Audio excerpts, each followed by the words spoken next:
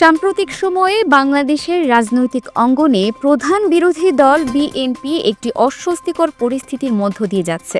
দলের অভ্যন্তরে ঘটে যাওয়া দুটি ভিন্ন ঘটনা এই অস্বস্তির প্রধান কারণ, যা দলের ভাবমূর্তি এবং তার রাজনৈতিক ভবিষ্যৎ নিয়ে নতুন করে প্রশ্ন তৈরি করেছে।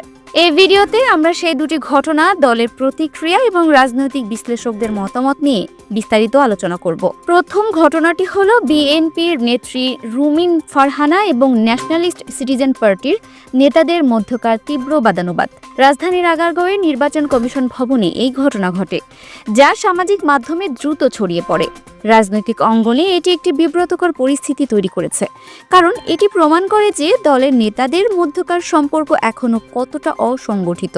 এই ঘটনাটি কেবল দুটি দলের মধ্যেকার বিরোধ নয়, বরং এটি বিএনপির মধ্যেকার অভ্যন্তরীণ কোন্দলেরও একটি প্রতিচ্ছবি।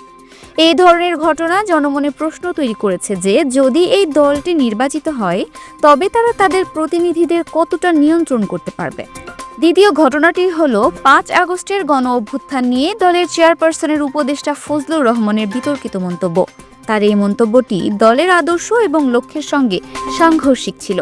এর ফলে দলের মধ্যে তীব্র প্রতিক্রিয়া দেখা যায় এবং দলের মিডিয়া সেলের সদস্য মাহমুদা হাবিবা জানান যে ফজলুর রহমানকে তার মন্তব্যের জন্য দলের পক্ষ থেকে কঠোর ভাষায় সতর্ক করা হয়েছে।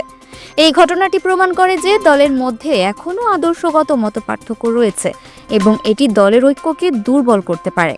রাজনৈতিক বিশ্লেষকরা মনে করেন যে বিএনপির পরিবর্তনের রাজনীতিতে এমন ঘটনা বিব্রতকর এবং দলের ভাবমূর্তি নষ্ট করছে। তারা বলেন যে একটি পরিণত রাজনৈতিক দল হিসেবে বিএনপির উচিত ছিল এই ধরনের পরিস্থিতি আরও আগে দক্ষতার সঙ্গে মোকাবিলা করা। কিন্তু এই ধরনের ঘটনাগুলো প্রমাণ করে যে তারা এখনও তাদের অভ্যন্তরীণ সমস্যাগুলো সমাধান করতে সক্ষম নয়।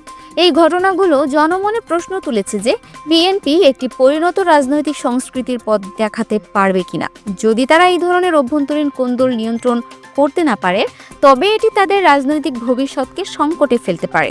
এই দুটি ঘটনা কেবল দুটি ব্যক্তিগত বিরোধ নয়, বরং এটি বিএনপির বৃহত্তর রাজনৈতিক সংকটের একটি প্রতিফলন। দলটি দীর্ঘদিন ধরে ক্ষমতায় নেই এবং তারা একটি গণতান্ত্রিক প্রক্রিয়ার মাধ্যমে ক্ষমতায় আসার চেষ্টা করছে, কিন্তু এই ধরনের অভ্যন্তরীণ কোন্দল তাদের সেই যাত্রাকে আরও বেশি কঠিন করে তুলবে।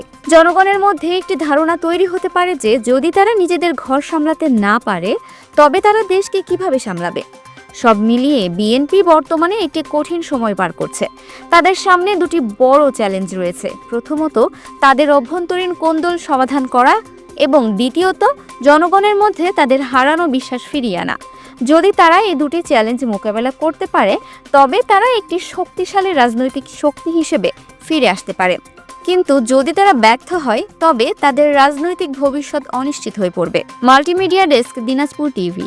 দিনাজপুর টিভি, মানুষের জীবনের কথা বলে।